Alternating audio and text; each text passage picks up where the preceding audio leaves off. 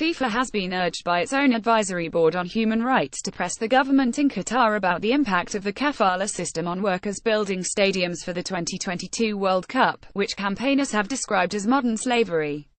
The number of workers in Qatar, brought in from poorer countries such as India, Nepal and Bangladesh and employed to build 8 new stadiums for the tournament, is expected to rise from 12,000 to 36,000 over the next year. The report calls on FIFA to press for improved inspection of conditions and a review of required standards. Regarding kafala, the intensely criticized system of employment that ties workers to one company, the recommendation is that FIFA actively explores ways to use its leverage to engage with a host government about the impact of the kafala system on migrant workers involved in World Cup construction. The report is the first from the advisory board of 8 international human rights experts, set up following a report last year by the Professor John Ruggie into how FIFA could meet its responsibilities under the United Nations Guiding Principles on Business and Human Rights. The report also calls on FIFA to support a thorough examination of all deaths and serious injuries sustained by workers on construction projects for next year's World Cup in Russia, and for sanctions against companies responsible for failures. Several workers are reported to have died on World Cup construction sites in Russia, and other human rights abuses have been discovered, including appalling treatment of North Korean workers, whose employment FIFA has prohibited on its sites. The vote to send the next World Cups to Russia and Qatar was made in December 2010 by the then 22 members of FIFA's executive committee, 12 of whom have since been banned by FIFA, accused of corruption by U.S. authorities or investigated for alleged offenses elsewhere, without workers' human rights being a central consideration.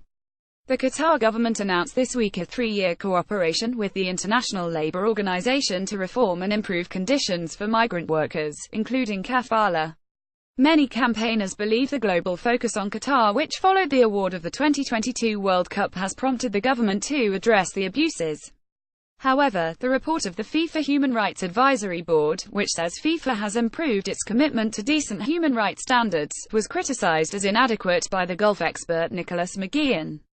As a researcher for Human Rights Watch, McGeehan sounded the alarm recently about the dangerous climatic conditions in Qatar through the summer months and the unexplained deaths of thousands of workers, including 8 in the last 2 years on World Cup construction sites.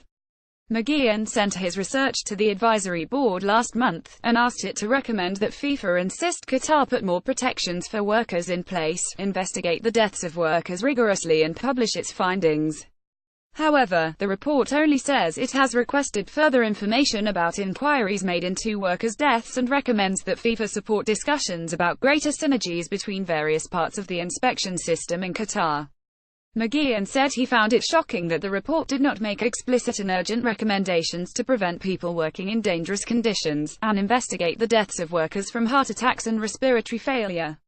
Rachel Davis, a member of the advisory board, said its report was completed in early September before McGeehan's research was published, but that the issues were discussed last month and the board will be taking forward our commitment to follow up on it.